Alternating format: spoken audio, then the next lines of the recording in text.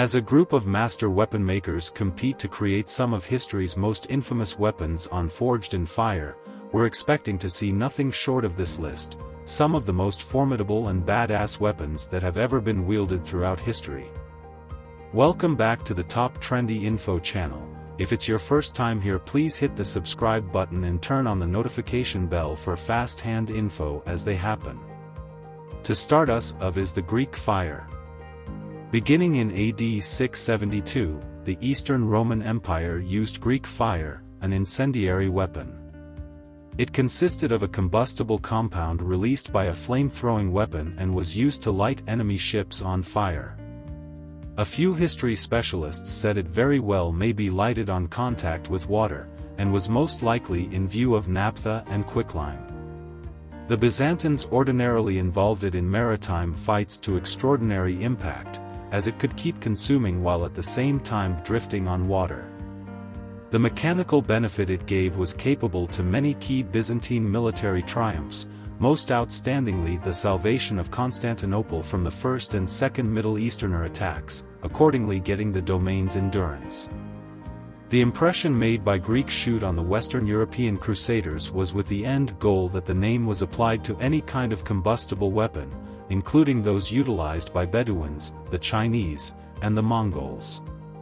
However, these mixtures utilized formulas that were distinct from the closely guarded state secret of Byzantine Greek fire.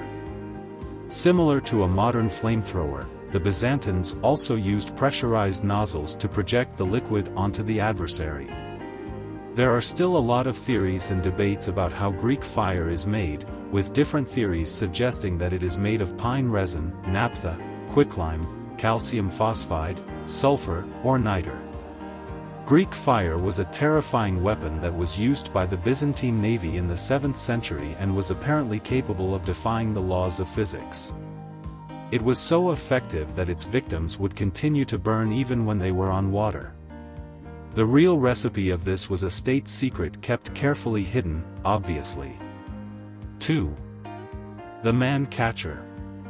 A man-catcher, otherwise called catchpole, is a sort of post weapon. It was still in use in Europe in the 18th century. The European design featured a two-pronged head mounted on a pole. Every prong was semi-round in shape with a spring-stacked entryway on the front. This made a compelling valve that would permit the ring to pass around a man-sized chamber and keep it caught.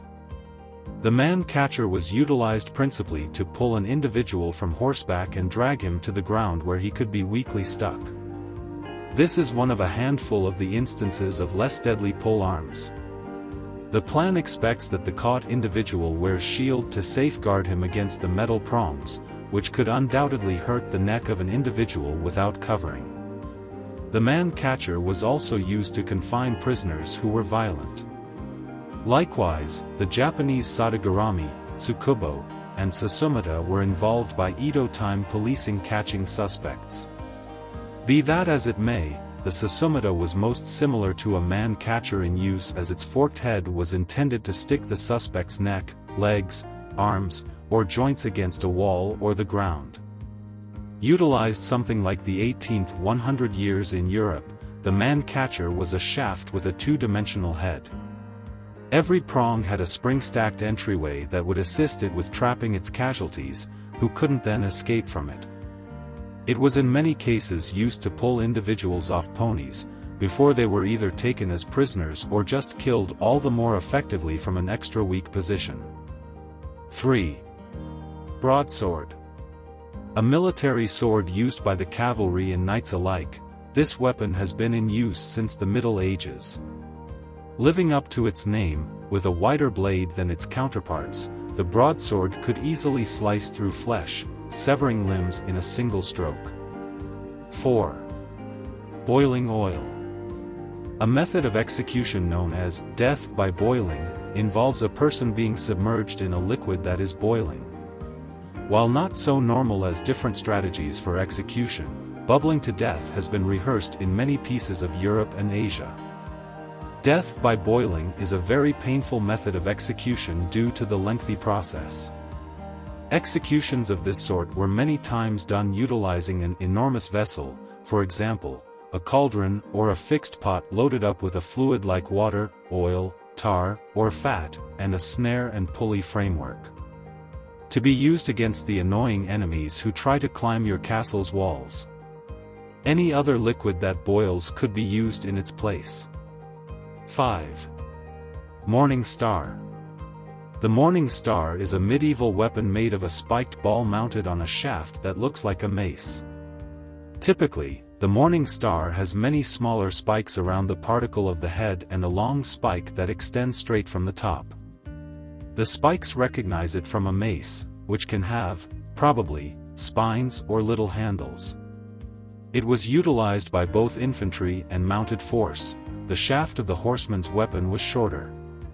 The mace was a common weapon used by knights that had its origins somewhat independently. The Morning Star's distinctive wooden shaft remained despite the mace's transition to metal construction. There are a lot of surviving Morning Stars that have a longer two-handed form, usually 6 feet long, with some that are longer. There were 3 types, each with a different level of craftsmanship. The first was the very much created military sword utilized by proficient officers, made in series by master weaponsmiths for loading around armories. The second type, which was much simpler, would have been cut by peasant militiamen by hand rather than turned on a lathe. The wood would have been gathered by the men themselves, and the local blacksmith would have attached nails and spikes to it. The head and shaft were usually made of the same material, but sometimes an iron band was used to reinforce the top. The third type was decorative and was typically short-hafted and made of metal. The Wallace Collection of London has a steel example from the 16th century that is damascened with inlaid gold and silver. The Sacred Water Sprinkler was a Morning Star involved by the English armed force in the 1600 years and made in series by proficient smiths. One such weapon can be found in the royal armories. It has a head made of all steel and 6 flanges that make 3 spikes each. It looks like a mace, but the spikes are shorter and thicker, and they have a square cross-section at the top. The wooden shaft is built up with 4 languettes and the general length of the weapon is 74.5 inches, 189 centimeters. The term heavenly water sprinkler is likewise used to portray a sort of military thrash, this being the name for the weapon in French. Legend has it that King John of Bohemia, who was blind, used it to lay about himself on all sides, and that it was his favorite weapon. Like a mace, yet such a lot of more awful, the Morning Star is straightforward in its plan, a metal or wooden stick with a spiked and bladed metal ball on top. The archaic weapon, which came into utilization with warriors in the 1400 years, would ordinarily be focused on the heads and faces of adversaries, however could bring down an adversary when focused on legs and knees simply. 6. Dragon Beard Hook. The Longshu hook, also known as the Chinese dragon beard hook, is a weapon that can be thrown and used to ensnare or trap people. It includes a 2-dimensional steel snare around 33 centimeters long. An iron ring on a bow-formed body permits a rope to be connected. The hooks have 2 spearheads spaced 20 centimeters apart. The hooks have serrated ends. The rope is normally 10 meters in length, and can be attached to the wrist of the client. The weapon's ability to snag and reel in an adversary made it popular with police officers in the past. Preparing to utilize the weapon is similar as figuring out how to utilize a rope dart. The instrument is from the Song dynasty. The dragon beard hook was a 2-headed, serrated metal hook attached to a rope that Chinese warriors used. Before the enemy was dragged in by the rope, the hook was used to snag their body.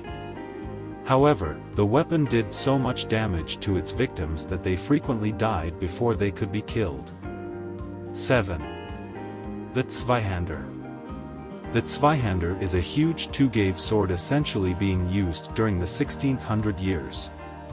Zweihander blades, created from the long swords of the late medieval times and turned into the trademark weapon of the German Landsknecht from the hour of Maximilian I, died in 1519 and during the Italian conflicts of 1494 to 1559.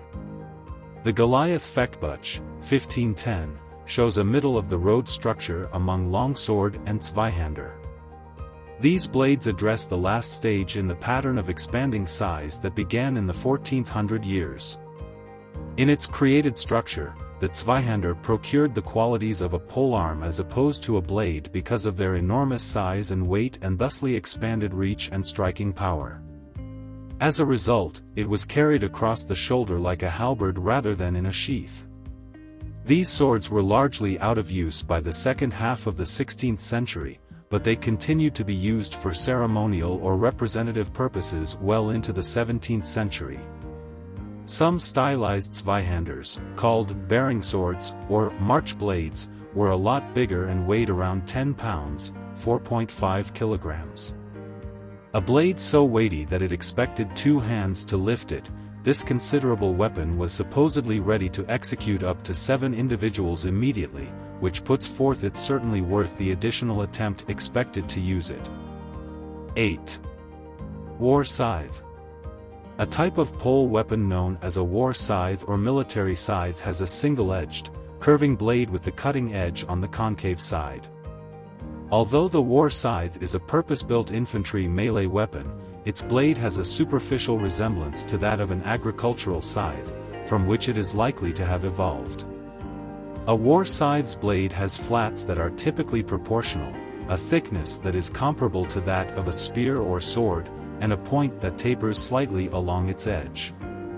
This is totally different from cultivating sickles, which have extremely meager and unpredictably bended edges, specific for taking care of lawn and wheat, just unsatisfactory as edges for ad-libbed lances or polearms. Contrasted with a fauchard, which is accepted to have developed from the conflict sickle, the sharp edge of the conflict grass cutter has the state-of-the-art on the curved side like the farming instrument, though the fauchard has the edge along the raised side. 1. As an infantry weapon, the tactical sickle had common-sense applications both in hostile activities against foe infantry and as a safeguarding effort against foe-mounted force. Similar to a typical farming scythe, but with a blade that can cut through a metal helmet. Beware of the war axe. Avoid it. 9. The knobkerrie. A knobkerrie, likewise spelled knobkerrie, knobkiri, and knobkiri, Afrikaans, is a type of wooden club, utilized fundamentally in southern and eastern Africa. They typically have a large knob on one end and can be used to club an adversary or throw animals while hunting. For the different people groups who use them, they frequently have stamped social importance. In particular in South Africa, being able to carry the knobkerrie has also had an impact on politics.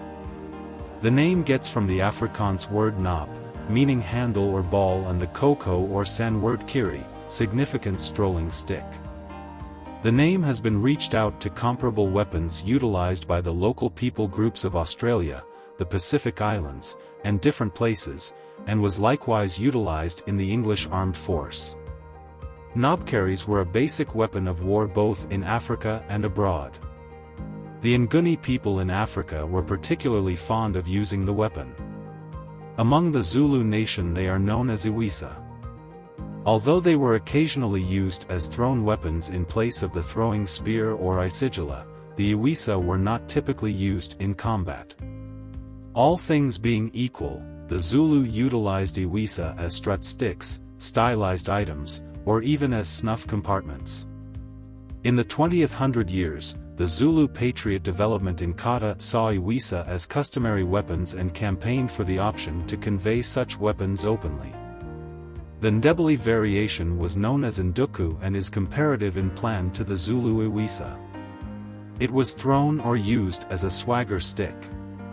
The nduku could likewise be designed into the handle of a battling hatchet which, dissimilar to the Zulu, the Ndebele utilized as weapons of war. Similar to the Zulu and Ndebele types, tsanga clubs had spherical heads and were also used in what is now Mozambique. However, there were also versions with more elongated oval heads. The Sotho under Moshe Shi didn't take on Zulu-style weapons and strategies, thus not at all like the Zulus. It was viewed as a significant weapon of war. During World War I, the British referred to their trench clubs as knobkerries outside of Africa, despite the fact that their form was frequently unconventional. The weapon was utilized in a dead zone by the writer Siegfried Sassoon as transferred in the Schurston Set of Three, his pseudonymous collection of memoirs.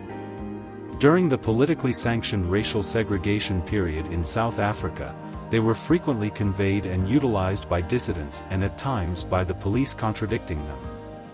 Knobkerries are still popular, especially in rural areas, where they are used as walking sticks and sometimes as decorations. Knobkerries are still normally conveyed by dissenters. Knobkerries usually highlight on public and different images in southern Africa. In South Africa they highlight on the South African layer of arms, 13, however resting representing harmony. They are likewise portrayed on the request for Mendi for bravery, 14, a knobkerrie showed up on the previous banner of Lesotho somewhere in the range of 1987 and 2006, on the emblem and illustrious guidelines of Lesotho since its freedom in 1966, and on the escutcheon of the previous, ostensibly autonomous, Republic of Ciskei. On the substance of things, a knobkerrie, a short stick with a handle of wood or metal on the end, starting from southern and eastern Africa, doesn't seem like anything extraordinary, particularly when contrasted with the mythical beast facial hair snare. But try getting slammed in the face or, even worse, the groin by it up close, and you'll see just how powerful it is. 10. Gauntlet. A gauntlet is a type of glove that covers a combatant's hand and wrist. Gloves were utilized especially in Europe between the mid-14th 100 years and the early present-day time frame and were frequently developed of solidified cowhide or metal plates. Contrast gauntlets, which cover the hands, wrists, and occasionally forearms, with bracers, which only cover the wrists and forearms. Bracers are normal in archaic and dream cosplay. Starting in the 1100 years, European troopers and knights depended on junk mail for assurance of their bodies, and chain-covering shirts with wide sleeves that hung to the elbow were normal. Nonetheless, it was only after the 12th century that junk mail shirts with longer, smaller sleeves started to be worn, and these once in a while had networking mail gloves or muffs looking like fingerless gloves and with a pocket for the thumb. However, a portion of these had total fingers too. These appended at the lower edge of the sleeve, and safeguarded the wearer's hands from cuts and slashes during battle, however offered no insurance against squashing blows.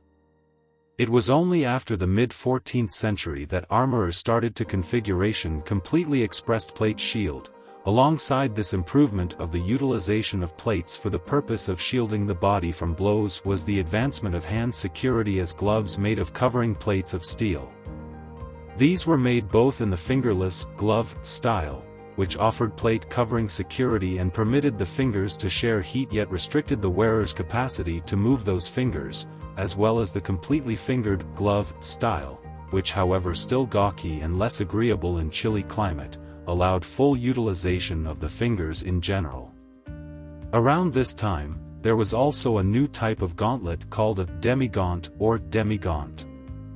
A demi-thin is a kind of plate shield glove that just safeguards the rear of the hand and the wrist. Demi-gaunts are worn with gloves produced using networking mail or cushioned cowhide.